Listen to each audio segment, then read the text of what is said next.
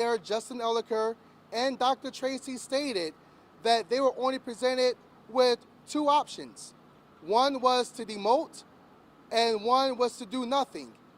And they thought it prudent to demote when in fact the attorney said that she could be fired. And in it, it did state that they did not believe she had the fitness to serve in any capacity in the New Haven public school system.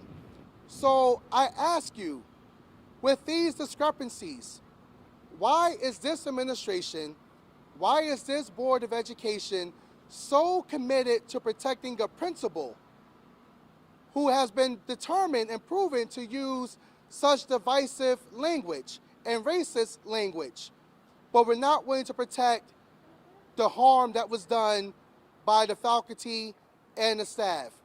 Where is their protection? Where are their resources? Where is their help? Why are we spending so many resources to protect the principal and we're not willing to protect our teachers, our staff, and our students? That's the biggest question we have, and only the mayor and only Dr. Tracy are able to address that. We have several things here with this mayor.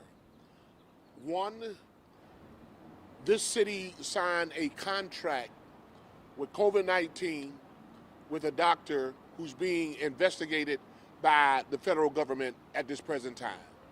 Two, this mayor decided to do a fundraiser after Ms. Roblee said what she said with the N-word.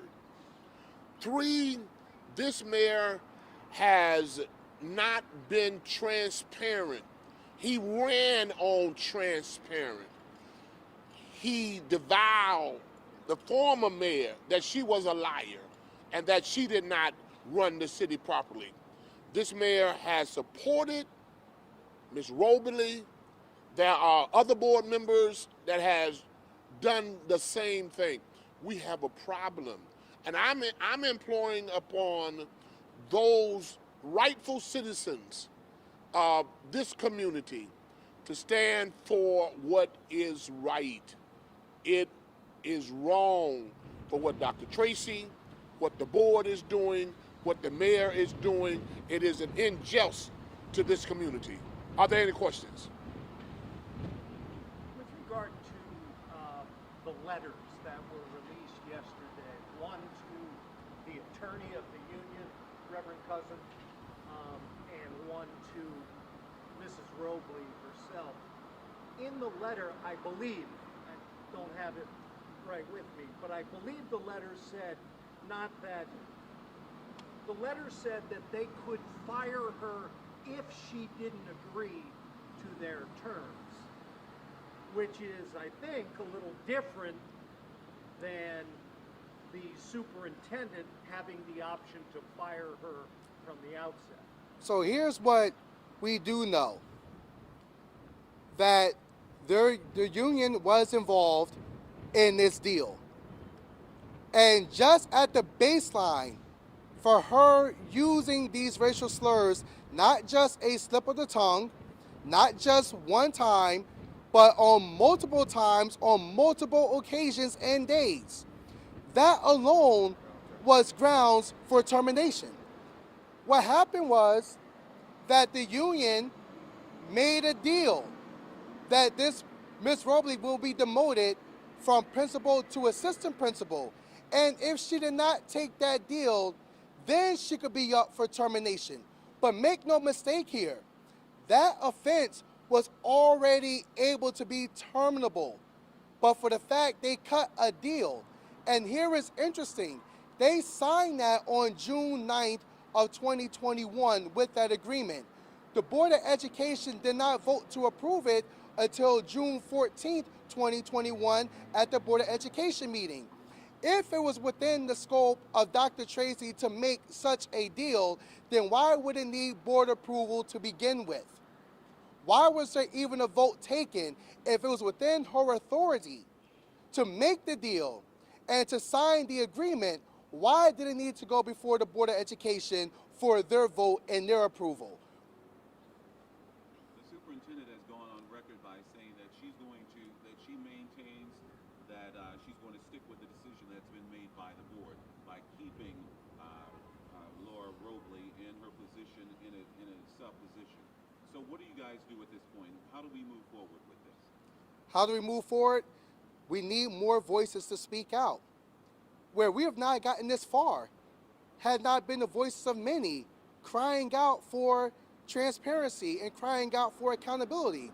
Who would have known where the story would have gone had not we had people speaking up? So Dr. Tracy is in a position, she can make this right. But if she continues to dig her heels in the sand, there will be more people speaking up. And there will be more people saying how wrong this is. So the more people keep speaking up and speaking out, it will have Dr. Tracy leave no choice but to make the right decision, which is to terminate Ms. Roblee. And also, I believe that Dr. Tracy owes this community an apology for the harm that's still being caused. Where right now, she has not gone over to talk to the assistant principal. She has not gone over to Brennan Rogers to talk to the teachers, to the students about what has been done. And so what about her involvement? And for the mayor, who actually fundraised off of this situation, they have to report how much they raised in the second quarter on June 30th. I would like to see that money that he raised off of this campaign to actually go towards the family services and support staff over at Brennan Rogers. Go ahead.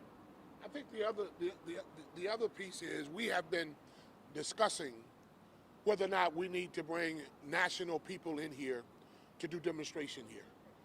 Because if we are fighting for voter right in this country right now, and here we are in New Haven, Connecticut, fighting the aspect that it is okay for an educator to use the N-word, and it is okay for the mayor and the board not to even follow their own policies. They got 20-year-old policies that they are not even following. Our next thing is to get information from the union. How many times have the teachers over at Brennan Rogers filed complaints against Roblee? How many times has the police been to the school there? And so we still have some things that we're looking at, but the bottom line is the buck stopped with the mayor and the superintendent. If the mayor had some leadership here, we would not be out standing here today. Any other questions? Reverend Kimber or Reverend Cousin, yesterday Darnell Goldson said something interesting in that he said the superintendent has decided, maybe with the school system's attorney, that she is going to be reassigned to a position to the central office. He said there is no position in the central office. He said the Board of Education would have to approve such position, and right now there is no position. No, there is no position there. We have always been under the assumption that when you go to central office, it is a promotion and that you have worked to get to central office. Ms. Roblee has not worked to get to central office. We have a serious problem here in New Haven. If it's said one time, it will be said again, and will the same thing happen again? Rodney Williams, the one thing that I'm going to say, like on behalf of the community that I'm from, the only option that I see as a city we have to give these, I'm talking about superintendent school, I appreciate her service with our community, but right now, what we're going through in our country, I don't feel she's capable of leading our students into the future. She needs to step down. The mayor, if you feel like it's okay to reassign this lady and you're coming into the community I'm in, and you feel like using the N-word is okay, I don't think you need to be coming in Dixwall and Newhall. And I feel like the people in our community, when you see the mayor come in to our community asking for our vote, we need to speak to them about that. It's very disrespectful. I know that he just now got here 6 years ago or 7 years ago, but for years in the suburbs surrounding New Haven, as I was here since '78, the N-word was used in Hamden, East Haven, Wallingford. It never was something that was used here. And for them to feel like it's okay, it's wrong. How do you guys feel about it? Like, y'all asking us the questions how we feel. Like, have a conscience. It's wrong. They need to step down. And that's the only choice I see. I don't see no nothing. Just one choice. City of New Haven, the residents here, we don't appreciate that. And if we got to pay them off, honestly, pay them off, they just need to go. Finally, I grew up in Alabama. I grew up in a time of racism, segregation, with George Wallace being the governor. And the word was used by him. It was used by many other whites back in the day in Alabama. Coming north now, it feels as though I'm in Alabama. The same word is being used right here in 2021 in New Haven, Connecticut, by an educator who is supposed to be educating our kids. It is in her heart the reason why she said what she said. Thank you very much. Any other questions? Reverend Kimber, you mentioned a national presence. Yes. Bringing a national presence. Have you talked to Reverend Sharpton or anyone else? I've been trying to get the President of the United States to chime in with it. Even the Commissioner, the Secretary of Education, to chime into this since he's from Connecticut. Someone has to say something about what this mayor and what this superintendent and what Ms. Roblee and what this board is doing to the moral fiber of this community. Thank you. Thank you very much.